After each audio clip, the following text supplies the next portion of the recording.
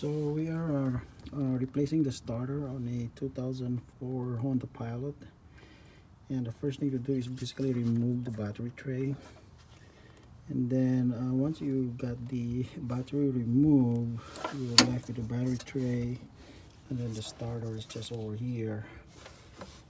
And I think this one you can remove it without removing some of this and probably this.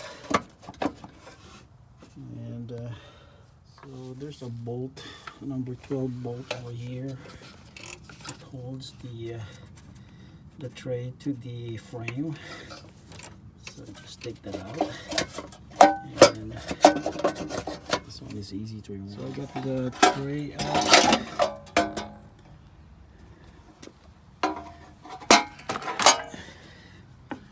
And basically you just have to push this connectors, these cable connectors out of the way, and now you have space there to get the starter.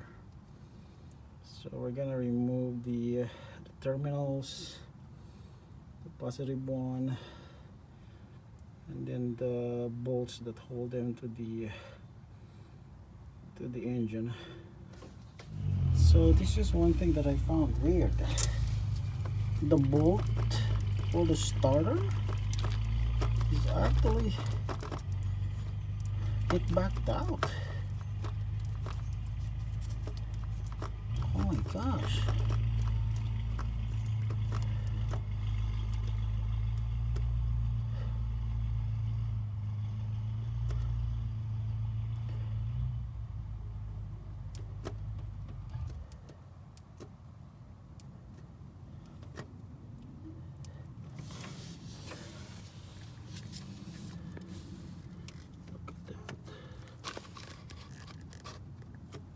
Look at that.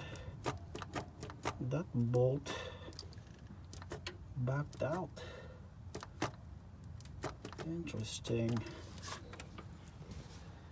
So Honda is back to running now. So the reason for the no start condition is actually the bolt got loose.